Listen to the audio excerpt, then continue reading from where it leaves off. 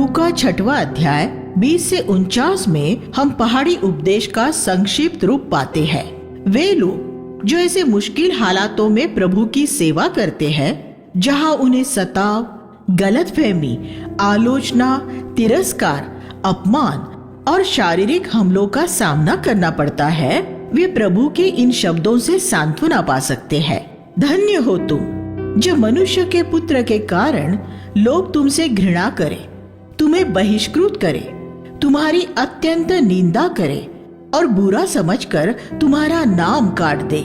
उस दिन तुम आनंदित होकर उछलना, कूदना, क्योंकि स्वर्ग में तुम्हारे लिए बड़ा प्रतिफल है, क्योंकि उनके पूर्वज भी नबियों के साथ ऐसा ही किया करते थे। 6वां अध्याय 22 और 23। क्या आप ये विश्वास करते हैं कि जब मनुष्य आपसे घृणा करते हैं, आपकी निंदा करते हैं, आपसे कोई व्यवहार नहीं रखते और आपके नाम को बदनाम करते हैं, तब आप एक धन्य व्यक्ति हैं। वे आपके संबंधी, दूसरे मसीही, गैर मसीही, पड़ोसी या कोई भी हो सकता है। अगर वे आपको इसलिए अस्वीकार करते हैं क्योंकि आप यीशु के शिष्य हैं और परमेश्वर के पूरे परामर्श का प्रचार करते हैं, तो यीशु ने कहा कि आप इतने आशीषित हैं कि आपको खुशी से उछलना कूदना चाहिए। ये आत्मा में नाचने का समय होता है। फिर ऐसा क्यों है कि अनेक मसीही लोकप्रियता और आदर चाहते हैं? यीशु जो तुम्हारा दूल्हा है, उससे घृणा की गई, उसका अपमान किया गया और वह बहिष्कृत हुआ। तब उसकी दुल्हन उसके साथ खड़े रहने के लिए क्यों तैयार नहीं है? लेकिन अगर दूसरी तरफ सभी लोग आपकी तारीफ करें और आपके बारे में अच्छी बातें बोले, तब ये संभव है कि आप एक झूठे नबी हैं, क्योंकि पुरानी वाचा में झूठे नबी हमेशा सम्मान पाते थे और उनकी प्रशंसा होती थी। झूठे नबी हमेशा सम्मान पाते हैं और उनकी प्रशंसा होती है, और हर एक शताब्दी में सच्चे नबियों की हमेशा आलोचना हुई है और उन्हें अस्वीकार किया गया है। हमें इन लोगों के साथ कैसा व्यवहार करना चाहिए? 6:27 कहता है, उनसे प्रेम करो और उनकी भलाई करो, उनके लिए प्रार्थना करो। मैं अपने सताने वालों के लिए इस तरह प्रार्थना करता हूँ, हे प्रभु, मुझे उनकी सेवा करने और उनके साथ भलाई करने का मौका दे, कि वे ये जाने कि जो बुराई उन्होंने मेरे साथ की है, उसके बदले मैं परमेश्वर के प्रेम में उनसे प्रेम करता हूँ। अगर उनकी आर्थिक जरूरत है तो मैं उसमें भी उनकी मदद करने के लिए तैयार हूँ। मैं उन्हें दिखाना चाहता हूँ कि मेरा राज्य इस पृथ्वी का नहीं है। हम एक ऐसे राज्य के हैं जो प्रेम से भरा है, उसमें घृणा का एक अणु भी नहीं है।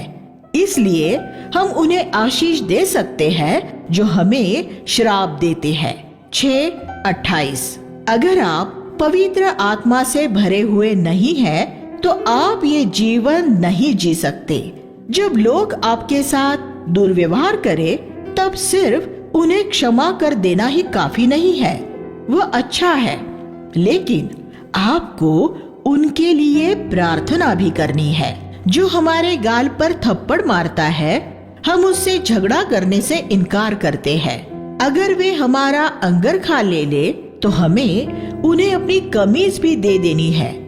ये जीवन का ऐसा तरीका है जो संसार के जीवन से बिल्कुल उलट है, जहाँ सभी दूसरों को नीचे गिराकर खुद ऊंचा होना चाहते हैं। अगर आप मसीह की देह का निर्माण करना चाहते हैं, तो अपनी कलीसिया में आपको ये बात लोगों को सिखानी होगी।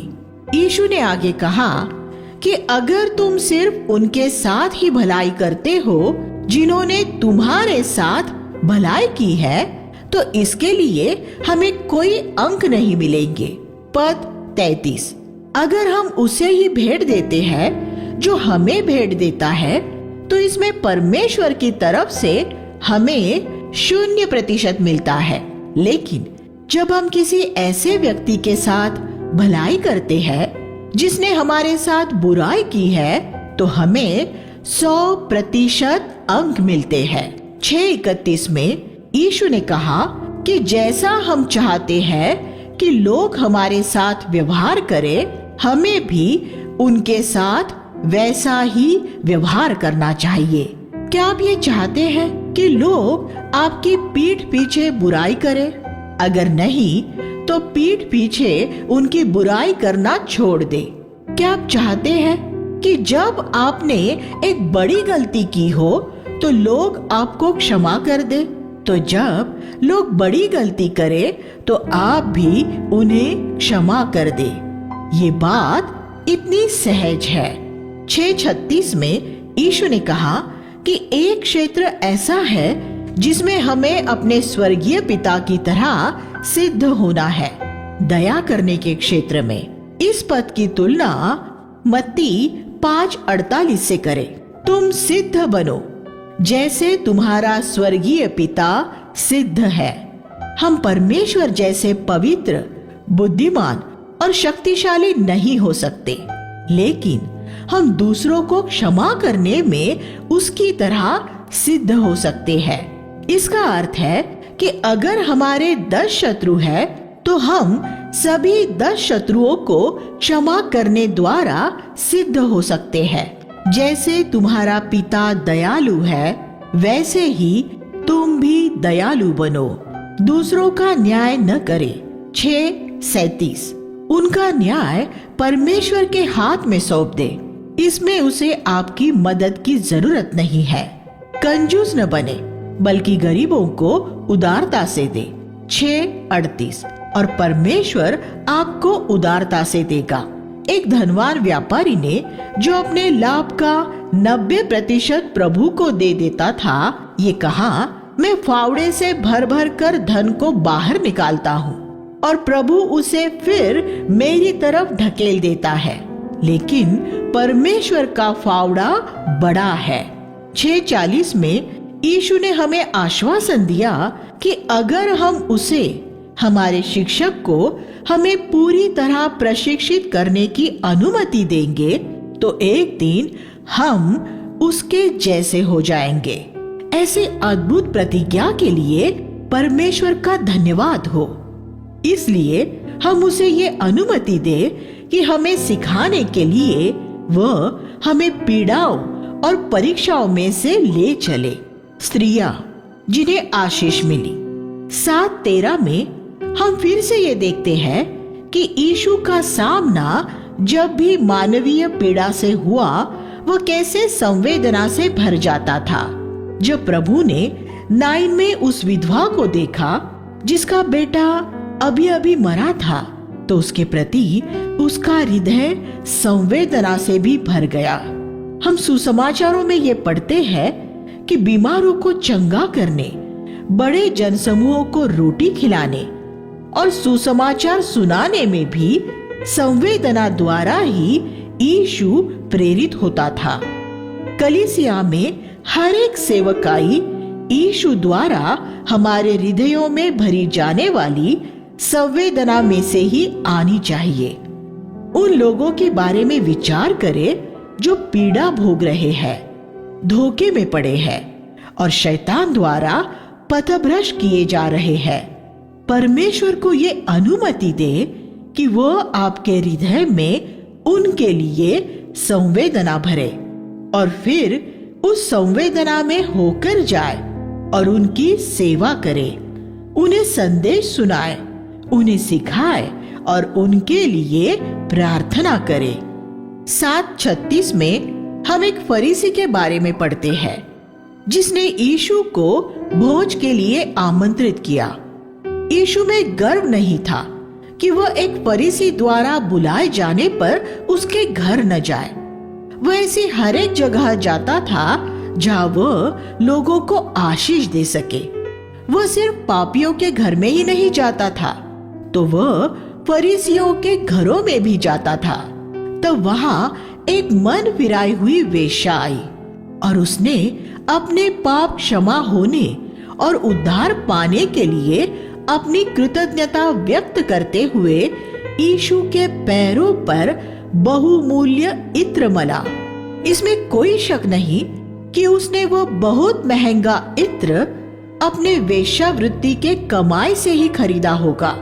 व्यवस्था विवरण 23:18 में ये स्पष्ट आज्ञा है कि वेश्यावृत्ति की कमाई परमेश्वर को अर्पित न की जाए। क्या यीशु उस पवित्र शास्त्र के बारे में नहीं जानता था?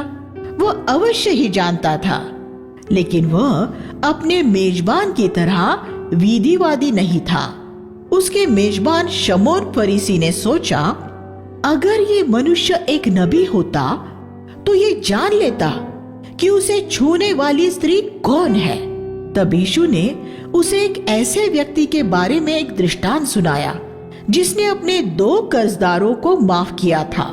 एक व्यक्ति के 500 दिनार क्षमा किए गए और दूसरे के 50 दिनार। जब दोनों ही उसका कर्ज न चुका सके तो उसने दोनों का कर्ज माफ कर दिया। तब उससे कौन ज्यादा प्रेम करेगा? शमौन ने कहा, वही जिसका ज्यादा कर्ज माफ हुआ था। इसमें यीशु ने यह संकेत दिया कि क्योंकि शमौन ये सोच रहा था कि उसने ज्यादा पाप नहीं किए हैं, इसलिए वह परमेश्वर से कम प्रेम करने वाला था। लेकिन वह मन फिराई हुई वेश्या परमेश्वर से ज्यादा प्रेम करने वाली थी, क्योंकि वह जानती थी कि वह बड़ी पापिन है और उसे बहुत क्षमा मिली है। प्रभु के लिए हमारा प्रेम इस बात पर निर्भर होता है कि हमें ये बात कितनी समझ आई है कि हमें क्षमा मिल चुकी है। बहुत से मसीही लोगों में एक झूठी दीनता होती है जो उनसे ये कहलवाती है, मैं सबसे बड़ा पापी हूँ। अगर आप अपने बारे में वास्तव में इस सत्य पर विश्वास करते हैं तो आप सबसे बढ़कर यीशु को चाहेंगे। जिसके ज्यादा पाप क्षमा हुए हैं उसे ज्यादा प्रेम करना चाहिए। लेकिन ऐसे कुछ लोग जो सबसे बड़े पापी होने का दावा करते हैं अक्सर प्रभु के लिए नहीं जीते, बल्कि ज्यादा धन की खोज में रहते हैं। लेकिन वे सिर्फ एक नम्र और दीन व्यक्ति के रूप में लोकप्रिय होने के लिए ऐसे पुण्य शब्दों का उपयोग करते हैं। पौलुस की तरह कभी ये न कहे, मैं सबसे बड़ा पापी हूँ, जब तक कि आप मसीह की खातिर अपना सब कुछ छोड़ने के लिए तैयार न हो। अगर आपको ज्यादा क्षमा मिली है तो आप सबसे ज्यादा प्रभु से प्रेम करेंगे। अगर आपने प्रभु के लिए सिर्फ थोड़ा ही छोड़ा है तो यह साबित कर देगा कि आपका ये विश्वास है कि आपके थोड़े ही पाप क्षमा हुए हैं। 8वां अध्याय 1 से 3 में हम पढ़ते हैं कि कुछ धनवान स्त्रियां यीशु के समूह और उसकी सेवकाई की आर्थिक मदद करती थी। यीशु धनवान लोगों का विरोधी नहीं था, वह सिर्फ घमंडी लोगों का विरोधी था। लेकिन वे चाहे धनवान हो या निर्धन, अगर वे नम्र और दीन हो तो वे यीशु के शिष्य हो सकते थे और आर्थिक मदद भी कर सकते हैं। 30 साल की उम्र तक यीशु बढ़ई का काम करते हुए अपनी आर्थिक जरूरतें पूरी करता था। फिर एक पूर्णकालिक सेवक के रूप में उसे उसके कुछ शिष्यों द्वारा खुशी से दी गई भेंटों से मदद मिलती थी। उसने अपनी जरूरतें कभी किसी को नहीं बताई और उसने कभी किसी से कुछ नहीं मांगा और उसने शिष्यों को कभी वेतन देने के लिए नहीं कहा। उसका पिता लोगों को प्रेरित करने द्वारा उनकी सारी जरूरतें पूरी करता था। यहाँ हम देखते हैं कि धनवान लोगों की भी सेवकाई हो सकती है। परमेश्वर के काम के लिए आर्थिक मदद करना। 8वां अध्याय 16 से 18 में प्रभु ने जगत की ज्योति होने की बात की। जब आप अपने कक्ष में एक दिया जलाते हैं तो उसे एक बाल्टी के नीचे या बिस्तर के नीचे नहीं रखते। आप उसे हमेशा ऐसी ही जगह रखेंगे जहां सबको उसका प्रकाश मिल सके। हमें भी प्रभु के लिए अपनी ज्योति को ऐसे ही चमकने देना है। मैंने भारत में बैंकों और सरकारी कार्यालयों में ये देखा है कि गैर मसीही अपने देवी देवताओं के चित्र अपनी मेज पर लगाते हैं, लेकिन मैंने कभी किसी मसीही को उनके कार्यालय में बाइबल का एक वचन लगाते हुए नहीं देखा है। ज्यादातर मसीहियों को शर्म आती है। कुछ अपनी पदोन्नति के रुक जाने से होने वाले नुकसान से डर कर अपनी ज्योति छुपा देते हैं। ये कितना दुर्भाग्यपूर्ण है। यीशु सबके सामने हमारे लिए सूली पर चढ़ने से पीछे नहीं हटा था। हम साहस के साथ उसका अंगीकार करने से कभी पीछे न हटे। जब मैं नौसेना में सेवारत था, तब मैं खुलकर यीशु का प्रचार नहीं कर सकता था, लेकिन मैं अपनी मेज पर एक बाइबल और कुछ ट्रैक्ट्स सुसमाचारीय साहित्य रखता था। जो भी चाहता था वो अपनी मर्जी से एक ट्रैक ले जा सकता था। कलीसिया के अंदर मसीह का अंगीकार करने से ज्यादा अच्छा उसका कलीसिया से बाहर अंगीकार करना है। जहां दूसरी ज्योतियां न हो, हमें वहां अपनी ज्योति चमकानी है। 8वां अध्याय 43-44 में हम उस स्त्री के बारे में पढ़ते हैं जिसने यीशु के वस्त्र को छुआ था। उस समय यीशु के चारों ओर एक बड़ी भीड़ थी, लेकिन सिर्फ वही चंगी हुई थी। कलीसियाई सभाओं में बहुत से लोग यीशु के आसपास होते हैं, लेकिन सिर्फ जिनमें विश्वास है, एक यहाँ कोई दूसरा वहां प्रभु को छूते हैं। हर एक सभा में हमें इस स्त्री की तरह होने की खोज में रहना चाहिए। आगे बढ़कर विश्वास से प्रभु को छू लेना चाहिए। दूसरों को आशीष देने वाले विशाल हृदय। 9:16 में हम 5000 लोगों को रोटी खिलाने के बारे में पढ़ते हैं।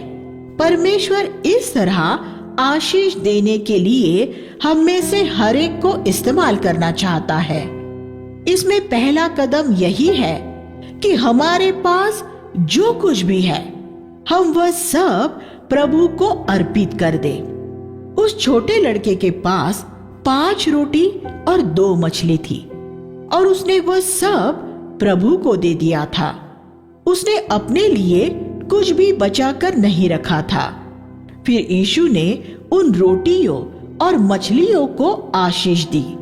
ये दूसरा कदम है। जो कुछ हम परमेश्वर को देते हैं, ये जरूरी है कि वह उसे आशीष दे। उसे अपना आत्मा हम पर उंडेलना पड़ता है, लेकिन इससे भीड़ तृप्त नहीं हो जाती है। तीसरा कदम यह है कि हम प्रभु को हमें तोड़ने की अनुमति दे। यीशु ने उन 2 रोटियों को तोड़ा और वह हमें भी तोड़ता है, लोगों और परिस्थितियों द्वारा। फिर उसने उस भीड़ को खिलाया। मैंने आत्मा से भरे ऐसे बहुत से विश्वासी देखे हैं जो उनके जीवन के लिए परमेश्वर के उद्देश्य पूरे नहीं कर पाते, क्योंकि वे प्रभु को उन्हें तोड़ने के अंतिम चरण में से ले चलने की अनुमति नहीं देते। उन्होंने अपना सब कुछ प्रभु को अर्पित कर दिया है और उन पर पवित्र आत्मा का अभिषेक भी है, लेकिन वे स्वाभिमानी हैं और टूटे नहीं हैं। उनकी सेवकाइयों में बड़ी संख्याएं हो सकती है, लेकिन उनके काम का स्तर नीचा होगा। झूठे पंथों में भी बड़ी संख्याएं होती है। इसलिए आपकी कलीसिया में ज्यादा लोगों के जुड़ जाने से खुश न होना।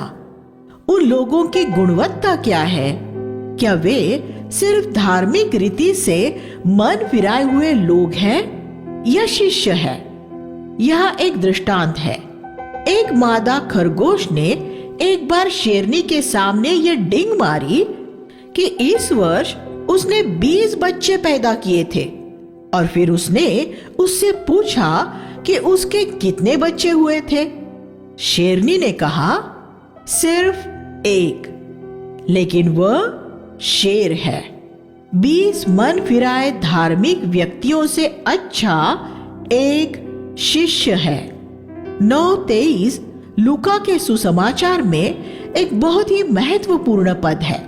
अगर कोई मेरे पीछे आना चाहे तो अपनी खुदी से इनकार करे, अपना प्रतिदिन का क्रूस उठा ले और मेरे पीछे हो ले।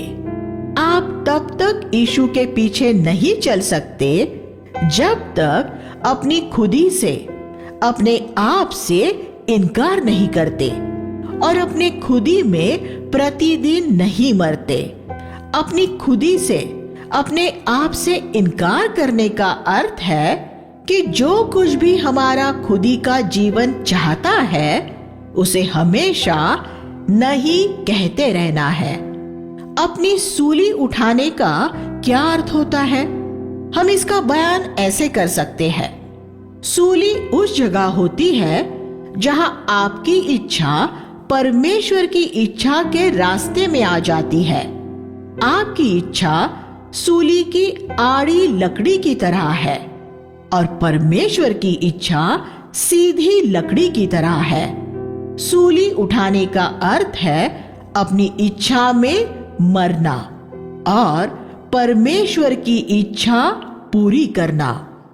इसका अर्थ है आपको अपने चुनाव, अपनी महत्वाकांक्षा, अपना नाम, अपनी पसंद और लोगों के प्रति हमारे मनोभाव आदि को त्याग देना। इसका अर्थ है अपने आप को प्रतिदिन मसीह के साथ मरा हुआ मानना। 9वां अध्याय 49 और 50 में यीशु हमें सिखाता है कि जब हम किसी की ऐसी सेवकाई देखें जो हमसे पूरी तरह अलग है, तब हमें क्या करना चाहिए। कोई व्यक्ति दुष्टात्माएं निकाल रहा था, लेकिन वह शिष्यों के साथ नहीं था। यूहन्ना ने यीशु से उसे रोकने के लिए कहा, लेकिन यीशु ने कहा कि उसे रहने दो और उसका काम करने दो। तुम अपनी बुलाहट के प्रति विश्वास योग्य रहो और दूसरों को उनका काम करने दो।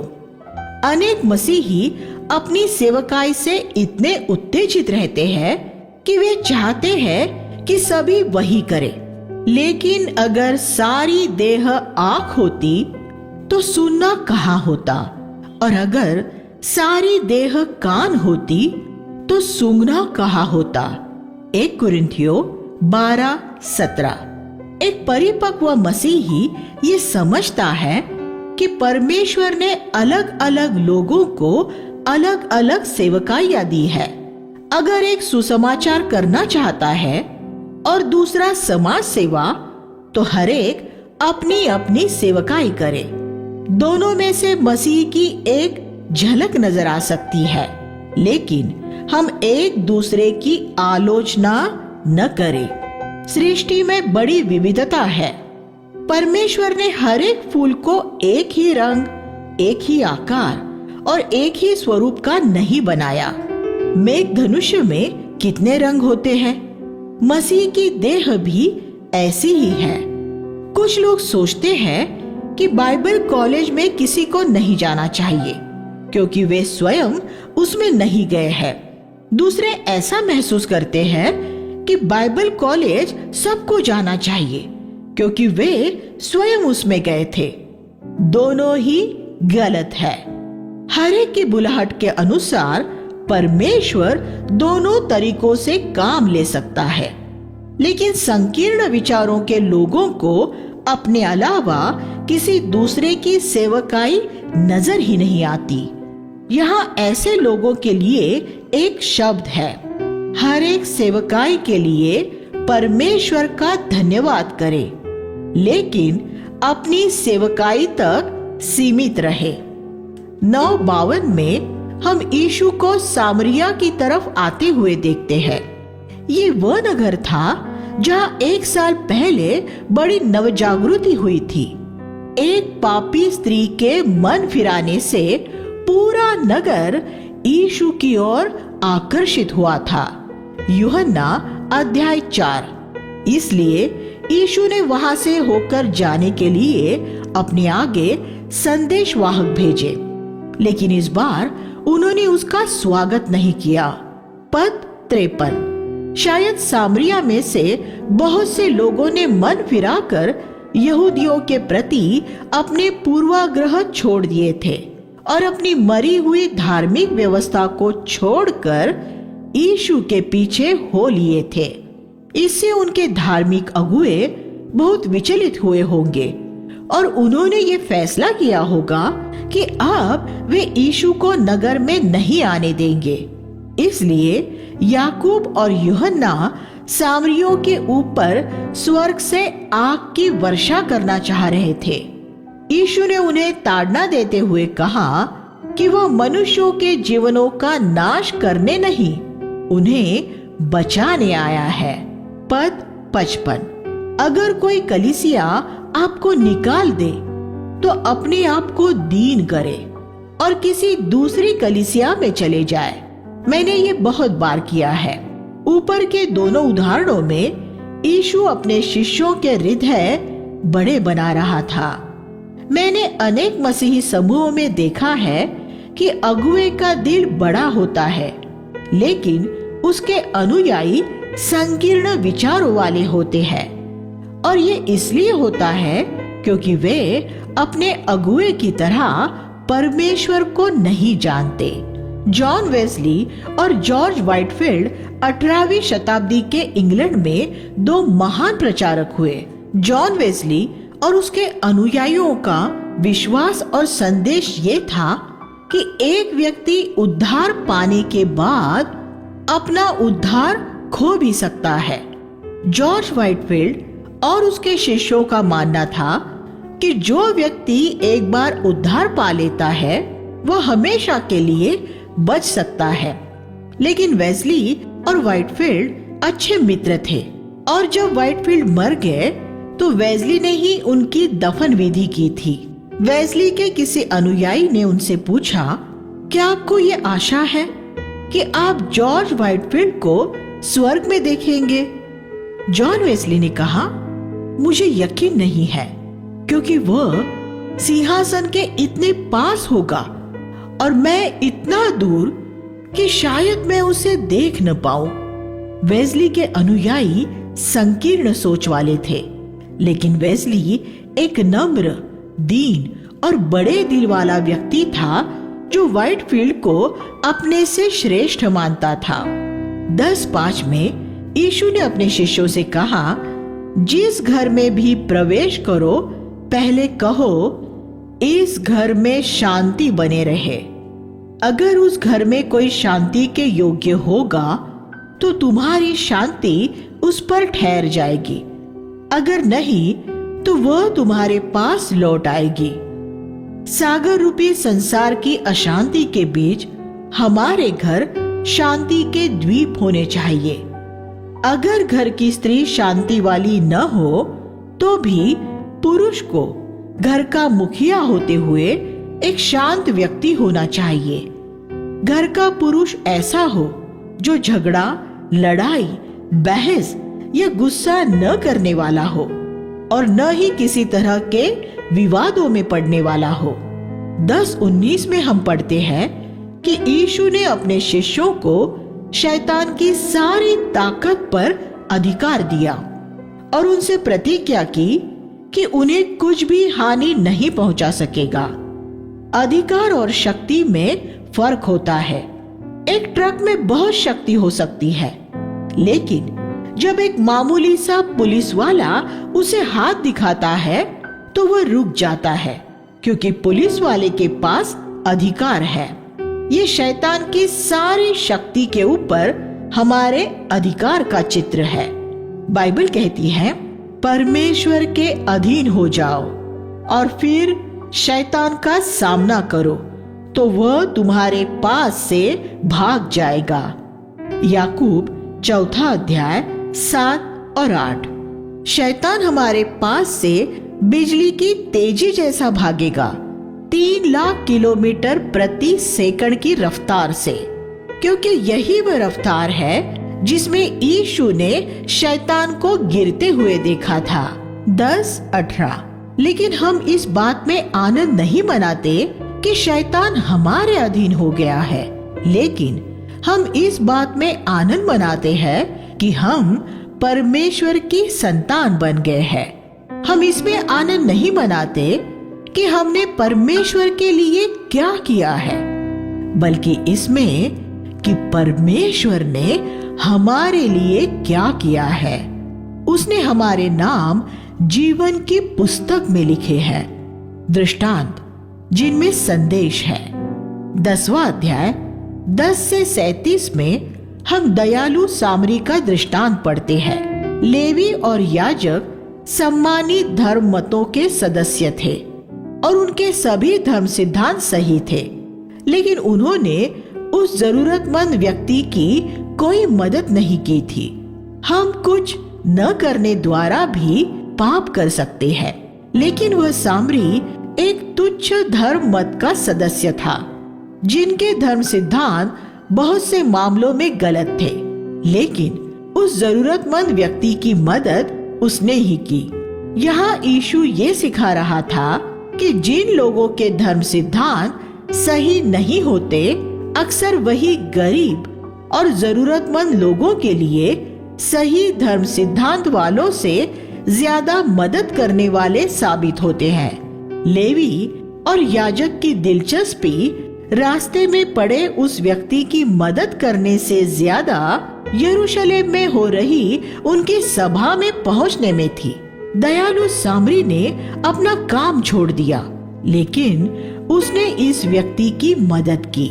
मसीह के न्यायासन के सामने हम ये देखेंगे कि अनेक लोग जिनके धर्म सिद्धांतों में कुछ मामूली कमियां थी, उन लोगों से ज्यादा प्रतिफल पाएंगे जिनके सभी धर्म सिद्धांत सही थे।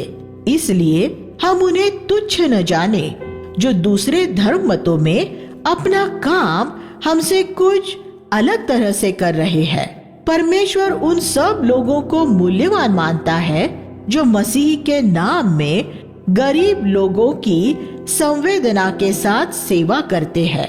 वो उनसे कहेगा, मैं भूखा था, तुमने मुझे खाना दिया, मैं बीमार था, तुम मुझे मिलने आए, मैं प्यासा था और तुमने मुझे पीने के लिए पानी दिया। जब मेरे लोग जिनके धर्म सिद्धांत सही है अपनी सभाएं कर रहे थे, तब तुमने जिनके कुछ धर्म सिद्धांत गलत थे आकर मेरी मदद की थी। ये दृष्टांत सुनने वाले कुछ लोग अब ये कल्पना कर सकते हैं कि जीवन में सबसे महत्वपूर्ण काम गरीब लोगों की मदद करने द्वारा प्रभु की सेवा करना है। इसलिए पवित्र आत्मा ने इसके तुरंत बाद एक दूसरी घटना का बयान करने द्वारा इस शिक्षा को संतुलित किया। 10वां अध्याय 38 से 42 में यीशु ने हमसे कहा कि जीवन में सबसे जरूरी काम गरीबों की सेवा करना नहीं, बल्कि उसकी सुनना और उसका आज्ञा पालन करना है। हम यहाँ मार्था को बड़ी अधीरता के साथ प्रभु की सेवा करता हुआ पाते हैं और मरियम ध्यान से उसकी बातें सुन रही थी। मरियम की गतिविधि आलस्य और निष्क्रियता भरा काम लग रहा था, लेकिन प्रभु ने मार्था को उसकी सेवा के लिए डांटा और उसे कहा, असल में एक ही बात जरूरी है और मरियम ने उसे ही चुन लिया है। पद 42। हमें इसलिए नहीं बुलाया गया है कि हम अपने जीवन परमेश्वर के लिए ये या वो करने में बिता दें, बल्कि इसलिए कि हम परमेश्वर की इच्छा पूरी करें। एक सेवक की सबसे महत्वपूर्ण बात ये होती है कि वह सिर्फ वही करता है जो उसका स्वामी उसे करने के लिए कहता है। 1 कुरिन्थियों 4:2। Living Bible. 11वां अध्याय 1 से 3 में हम पढ़ते हैं कि यीशु कहीं प्रार्थना कर रहा था और उसके शिष्यों ने उसे प्रार्थना करते हुए सुन लिया और वे बड़े विस्मित हुए, क्योंकि उन्होंने कभी किसी को इस तरह प्रार्थना करते नहीं सुना था। उन्होंने यीशु को परमेश्वर के सामने एक बड़ा प्रभावशाली भाषण देते हुए नहीं, आराधनालयों में फरीसियों की प्रार्थना ऐसी ही होती थी, बल्कि एक प्रेमी पिता से आत्मीय बातें करते हुए सुना। इसलिए उन्होंने उससे कहा कि वह उन्हें प्रार्थना करना सिखाए। तब यीशु ने उन्हें परमेश्वर से उनके पिता के रूप में बात करना सिखाया। ये एक क्रांतिकारी कदम था, क्योंकि इज़राइल के इतिहास में किसी ने परमेश्वर को पिता के रूप में संबोधित नहीं किया था। इब्रानी शब्द अब्बा का यही अर्थ है। आज हमें यहोवा नाम से परमेश्वर को संबोधित करते हुए उससे प्रार्थना या उसकी आराधना नहीं करनी है, बल्कि अब हमें उसे अपना पिता कहना है। फिर प्रार्थना के बारे में अपनी बात करने के लिए उसने उन्हें एक दृष्टांत सुनाया। एक व्यक्ति के घर आधी रात को कोई मेहमान आया, लेकिन उसके पास उसे खाने के लिए देने को कुछ नहीं था। तब वह अपने पड़ोसी के घर गया और उसने उसका दरवाजा बार बार और इतनी जोर से पीटा कि उसने तंग आकर उसे रोटी दे दी। यीशु ने कहा, हमें भी इसी तरह पवित्र आत्मा पाने का आग्रह करना चाहिए। 11:13। यह समझने की बात यह है कि पहले आपके अंदर आपके सामने आने वाले लोगों की जरूरत के लिए एक संवेदना होनी चाहिए। फिर आपको यह समझना होगा कि उनकी जरूरत पूरी करने के लिए जो कुछ चाहिए वह आपको सिर्फ परमेश्वर ही दे सकता है। इसलिए पवित्र आत्मा की सामर्थ पाने के लिए आपको पहले परमेश्वर की खोज करनी होगी। अगर आपकी बुलाहट परमेश्वर के वचन का प्रचार करना है, तो परमेश्वर से कहिए कि जिनके बीच आपको प्रचार करना है, उनके लिए पहले वो आपको प्रेम और संवेदना दे। फिर पवित्र आत्मा का अभिषेक और प्रकाशन पाने के लिए उसे बार बार वो खास वचन मांगते रहे, जिससे उनकी जरूरत पूरी हो सकती है। किसी भी चंगाई के लिए और दुष्टात्मा से छुटकारा पाने के लिए भी आप इसी तरह प्रार्थना कर सकते हैं। हमें जगत में सबकी नहीं, सिर्फ उन्हीं लोगों की सेवा करने के लिए बुलाया गया है जिन्हें परमेश्वर हमारे पास भेजता है। इस व्यक्ति को उस क्षेत्र के सारे भूखे लोगों के लिए रोटी नहीं चाहिए थी, बल्कि सिर्फ उसके लिए जो उसके पास आया था। वह जरूरतमंद व्यक्ति आपकी बेटी या बेटा भी हो सकते हैं। यीशु ने कहा कि हर एक जो मांगता और खटखटाता है, जैसे इस व्यक्ति ने किया था, उसे वही दिया जाएगा जो उसने मांगा है। पद 9 और 10। लेकिन जो सिर्फ 2-3 बार खटखटाता और फिर छोड़ देता है, वह नहीं पाता। परमेश्वर पृथ्वी के किसी भी पिता से ज्यादा अच्छा है, इसलिए वह हमें ऐसी किसी भी वस्तु से वंचित नहीं रखेगा जो हमारे लिए भली है। पद 11। इसलिए हम प्रेम का पीछा करें और पवित्र आत्मा के वरदान पाने की धुन में रहे। 1 कुरिन्थियों 14:1। लूका 12:1 में यीशु ने अपने शिष्यों से कहा कि वे फरीसियों के खमीर से सावधान रहे, जो उनका पाखंड है। पाखंड का मूल शब्द अंग्रेजी भाषा का नहीं, यूनानी भाषा का है, हिपोक्रिसिस। अगर अनुवादकों ने इसका भावानुवाद न करते हुए इसका अनुवाद वैसा का वैसा ही किया होता जैसा बाकी के मूल पाठ का किया है, तो इसका सही अनुवाद अभिनय या रंगमंच पर अभिनय किया गया होता। प्राचीन यूनानी में एक हिप्पोक्रेट अभिनेता होता था, इसलिए यीशु हमें चेतावनी दे रहा था कि हमें पवित्र लोग होने का अभिनय नहीं करना है। एक हॉलीवुड का अभिनेता एक पिक्चर में यूहन्ना बपतिस्मा एक पवित्र व्यक्ति का अभिनय कर सकता है, लेकिन फिल्म की शूटिंग के बाद वह फिर से अपने शराब पीने, व्यभिचार करने और तलाक लेने आदि में लग जाता है। ये उसका असली जीवन है। अगले सप्ताह जब फिल्म की शूटिंग दोबारा शुरू होती है, तब वह फिर से एक पवित्र व्यक्ति बन जाता है। बहुत से मसीही ऐसे ही होते हैं। जब वे रविवार की सभा में आते हैं, तो वे पवित्र लोग बन जाते हैं, आत्मिक बातें करते हैं और अन्य भाषाओं में परमेश्वर की स्तुति करते हैं। लेकिन जब वे अपने घर लौटते हैं, तो वे फिर से अपनी मातृभाषा में बात करने वाले हो जाते हैं, अपनी पत्नियों पर गुस्सा करते हैं और झूठ बोलते हैं। वे पूरे सप्ताह धन के भी खोजी बने रहते हैं। फिर जब रविवार आता है, तब वे फिर से पवित्र लोग होने का अपना अभिनय शुरू कर देते हैं। असल में हॉलीवुड के कलाकार इनसे ज्यादा ईमानदार है, क्योंकि वे ये दिखावा नहीं करते कि वे पवित्र हैं। वो कहते हैं कि वो अभिनय कर रहे हैं, लेकिन ये मसीही हर समय पवित्र लोग होने का ही अभिनय करते रहते हैं। यीशु अपने शिष्यों को इसी बात के प्रति सचेत कर रहा था। जैसे हम सप्ताह के बाकी दिन होते हैं, हमें रविवार को भी वैसा ही रहना है। हमें इस वजह से ही पाखंड से घृणा करनी है। 12वां अध्याय 3 से 12 में यीशु ने कहा कि हमें सताव से नहीं डरना है, क्योंकि हमारे सिर के बाल भी हमारे स्वर्गीय पिता के गिने हुए हैं।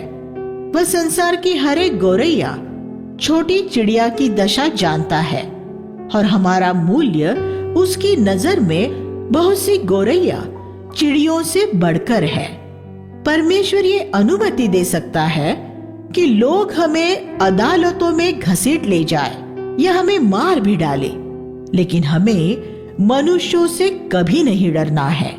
हमें ये भी नहीं सोचना है कि हमसे पूछताछ किए जाने पर हमें क्या जवाब देना है। पवित्र आत्मा उसी समय हमें ये सिखाएगा कि हमें क्या जवाब देना है।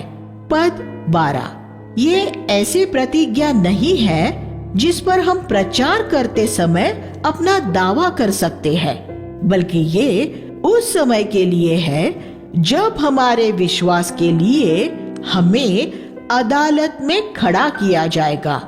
इस प्रतिज्ञा पर प्रचार करते समय अपना अधिकार होने का दावा न करे, क्योंकि ये इस तरह काम नहीं करेगा।